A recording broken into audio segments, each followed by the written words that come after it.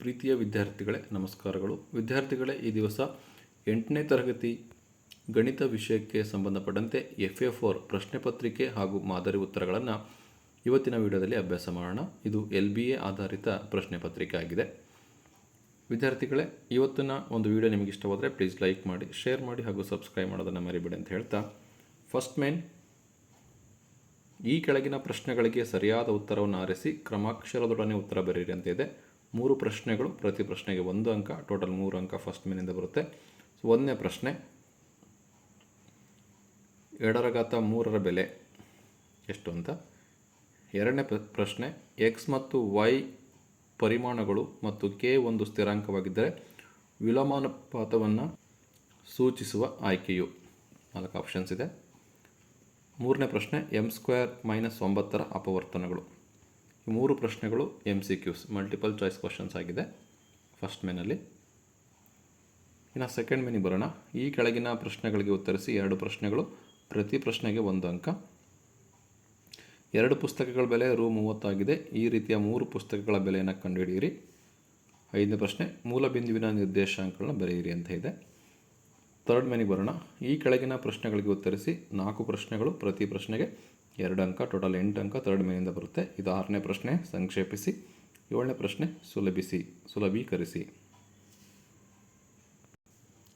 8ನೇ ಪ್ರಶ್ನೆ, ಅಪವರ್ತಿಸಿ. 9ನೇ ಪ್ರಶ್ನೆ, ವಿಸ್ತರಿಸಿ. ಇದಿಷ್ಟು 2 ಅಂಕದ ಪ್ರಶ್ನೆಗಳಾಗಿದೆ. ಈಗ ಫೋರ್ತ್ ಮೇನ್, ಈ ಕೆಳಗಿನ ಪ್ರಶ್ನೆಗಳಿಗೆ ಉತ್ತರಿಸಿ 1 ಪ್ರಶ್ನೆ, ಪ್ರತಿ ಒಂದು ಪ್ರಶ್ನೆಗೆ ಇಲ್ಲಿ 3 ಅಂಕ, ಟೋಟಲ್ 3 ಅಂಕ ಬರುತ್ತೆ.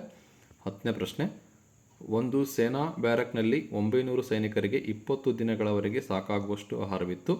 4 ದಿನಗಳ ನಂತರ ಕೆಲವು ಸೈನಿಕರನ್ನು ಮತ್ತೊಂದು ಬ್ಯಾರಕ್ಕಿಗೆ ವರ್ಗಾಯಿಸಲಾಯಿತು ಮತ್ತು ಹಾಗಾಗಿ ಈಗ ಆಹಾರವು 24 ದಿನಗಳವರೆಗೆ ಲಭ್ಯವಿದೆ. ಬ್ಯಾರಕ್ಕನ್ನು ತೊರೆದ ಸೈನಿಕರ ಸಂಖ್ಯೆಯನ್ನು ಕಂಡುಹಿಡಿಯಿರಿ ಅಂತ ಪ್ರಶ್ನೆ ಇದೆ. ಇದು 10ನೇ ಪ್ರಶ್ನೆ ಆಗಿದೆ. ಇನ್ನು ಕೊನೆಯ ಪ್ರಶ್ನೆ, 5ನೇ ಮೇನ್, ಈ ಕೆಳಗಿನ ಪ್ರಶ್ನೆಗೆ ಉತ್ತರಿಸಿ 1 ಪ್ರಶ್ನೆ 4 ಅಂಕ. 11ನೇ ಪ್ರಶ್ನೆ, ಇದರಲ್ಲಿ 4 ಸಬ್ ಕ್ವಶನ್ಸ್ ಇದೆ. A 0,2, B 3,0, C -3,0, D 0,-2 ಬಿಂದುಗಳನ್ನು ಗ್ರಾಫ್ ಹಾಳೆಯಲ್ಲಿ ಗುರುತಿಸಬೇಕು. B A B C ಮತ್ತು D ಬಿಂದುಗಳನ್ನು ಸೇರಿಸಬೇಕು. C ಪಡೆದ ಆಕೃತಿಯನ್ನು ಹೆಸರಿಸಬೇಕು. D ಪಡೆದ ಆಕೃತಿಯ ವಿಸ್ತೀರ್ಣವನ್ನು ಕಂಡುಹಿಡಿಯಿರಿ. ಇದಿಷ್ಟು ಪ್ರಶ್ನೆ ಪತ್ರಿಕೆ ಆಗಿದೆ ವಿದ್ಯಾರ್ಥಿಗಳೇ. ಹಾಗೂ ಈ ಒಂದು ಪ್ರಶ್ನೆಗಳಿಗೆ ಸಂಬಂಧಪಟ್ಟಂತೆ ಉತ್ತರಗಳನ್ನು ನೋಡೋಣ. FA4 ಗಣಿತ 8ನೇ ತರಗತಿ ಮಾದರಿ ಉತ್ತರಗಳು. ಫಸ್ಟ್ ಮೇನ್ 1ನೇ ಪ್ರಶ್ನೆಗೆ ಆಪ್ಷನ್ B, 2ನೇ ಪ್ರಶ್ನೆಗೆ ಆಪ್ಷನ್ C, 3ನೇ ಪ್ರಶ್ನೆಗೆ ಆಪ್ಷನ್ D ಸರಿಯಾದ ಉತ್ತರ ಆಗಿದೆ ಫಸ್ಟ್ ಮೇನ್ದು. ಸೆಕೆಂಡ್ ಮೇನ್ ಬರೋಣ. 4ನೇ ಪ್ರಶ್ನೆಗೆ 45 ರು ಉತ್ತರ. 5ನೇ ಪ್ರಶ್ನೆಗೆ 0,0 ಮೂಲ ಬಿಂದುವಿನ ನಿರ್ದೇಶಾಂಕಗಳು 5ನೇ ಪ್ರಶ್ನೆಗೆ ಉತ್ತರ. ಥರ್ಡ್ ಮೇನ್ ಸಂಕ್ಷೇಪಿಸಿದೆ. ಇದು 6ನೇ ಪ್ರಶ್ನೆಗೆ ಉತ್ತರ ಆಗಿದೆ ವಿದ್ಯಾರ್ಥಿಗಳೇ. 7ನೇ ಪ್ರಶ್ನೆಗೆ ಉತ್ತರ ಸುಲಭೀಕರಿಸಿ ಅಂತ ಇದೆಯಲ್ಲ, ಇದು 7ನೇ ಪ್ರಶ್ನೆಗೆ ಉತ್ತರ.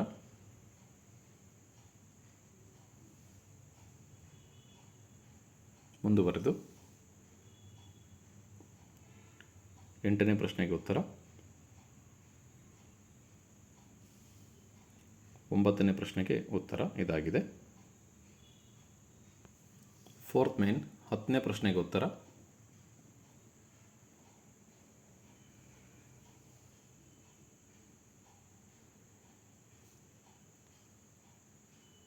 10ನೇ ಪ್ರಶ್ನೆಗೆ ಉತ್ತರವನ್ನು ಗಮನಿಸಿ. ಓದ್ತಾ ಹೋಗಿ, ನೀಟಾಗಿ ಅರ್ಥ ಆಗುತ್ತೆ. ಸೊ ಅರ್ಥ ಆಗಿಲ್ಲ ಅಂದರೆ ಕಮೆಂಟ್ ಮಾಡಿ, ಎಕ್ಸ್ಪ್ಲನೇಷನ್ ಮಾಡ್ತೀನಿ. ಇದು 10ನೇ ಪ್ರಶ್ನೆಗೆ ಉತ್ತರ ಆಗಿದೆ ವಿದ್ಯಾರ್ಥಿಗಳೇ. 11ನೇ ಪ್ರಶ್ನೆಗೆ ಉತ್ತರ. ಫಸ್ಟು ಪ್ರಮಾಣ ಬರೀಬೇಕು. ಎಕ್ಸ್ ಅಕ್ಷ 1 ಸೆಂಟಿಮೀಟರ್ 1 ಮಾನ, ವೈ ಅಕ್ಷ 1 ಸೆಂಟಿಮೀಟರ್ 1 ಮಾನ. ಸೊ 11ನೇ ಪ್ರಶ್ನೆಗೆ ಉತ್ತರ, ಗ್ರಾಫನ್ನು ರಚನೆ ಮಾಡಿ. YO Y', XO X'. ಅಳತೆ ಪ್ರಕಾರ ಕರೆಕ್ಟಾಗಿ ಗ್ರಾಫನ್ನು ರಚನೆ ಮಾಡಬೇಕಾಗುತ್ತೆ. ಮೂಲ ಬಿಂದು 0 1 2 3 4 5 -1 -2 -3 -4 ಎಕ್ಸ್ ಅಕ್ಷದಲ್ಲಿ, ಹಾಗೆ ವೈ ಅಕ್ಷದಲ್ಲಿ ಬರುತ್ತೆ. ಸೊ ಈ ರೀತಿ ಗ್ರಾಫನ್ನು ರಚನೆ ಮಾಡಬೇಕು. ಫಸ್ಟು ಗ್ರಾಫ್ ರಚನೆ ಮಾಡಿದ ಮೇಲೆ ಈ ಪ್ರಶ್ನೆಗಳಿಗೆ ಉತ್ತರವನ್ನು ನೋಡೋಣ. ಎ ಗ್ರಾಫ್ ರಚನೆ ಆಗಿದೆ. ಬಿ ABCD ಬಿಂದುಗಳನ್ನು ಸೇರಿಸಿದೆ. ಸೊ ಸೇರಿಸಿದಾಗ ಸಿ ಯಾವ ಆಕೃತಿ ಅಂದರೆ ವಜ್ರಾಕೃತಿ ಆಗಿದೆ. ಡಿ ವಜ್ರಾಕೃತಿ ವಿಸ್ತೀರ್ಣ ಕಂಡಿಡಿ ಅಂತ ಹೇಳಿದ್ದಾರೆ. So D1 into D2. So diagonals 1 2 3 4 centimetre ಇದೆ. ಇದು D1, ಇದು D2. 1 2 3 4 5 6 ಸೆಂಟಿಮೀಟರ್ ಇದೆ. D1 4 ಮಾನ, D2 6 ಮಾನ. ವಜ್ರಾಕೃತಿ ವಿಸ್ತೀರ್ಣ ಅರ್ಧ into D1 into D2, half into 4 into 6, 2 1 2 2 6 12 ಚದರಮಾನಗಳು. ಇದು ಉತ್ತರ ಆಗಿದೆ ವಿದ್ಯಾರ್ಥಿಗಳೇ. ಇದಿಷ್ಟು ಪ್ರಶ್ನೆ ಪತ್ರಿಕೆ ಹಾಗೂ ಮಾದರಿ ಉತ್ತರಗಳು. ವಿದ್ಯಾರ್ಥಿಗಳೇ, ಇವತ್ತಿನ ಒಂದು ವಿಡಿಯೋ ನಿಮಗೆ ಇಷ್ಟವಾದರೆ ಪ್ಲೀಸ್ ಲೈಕ್ ಮಾಡಿ, ಶೇರ್ ಮಾಡಿ ಹಾಗೂ ಸಬ್ಸ್ಕ್ರೈಬ್ ಮಾಡೋದನ್ನು ಮರಿಬೇಡಿ ಅಂತ ಹೇಳ್ತಾ thank you for watching this video.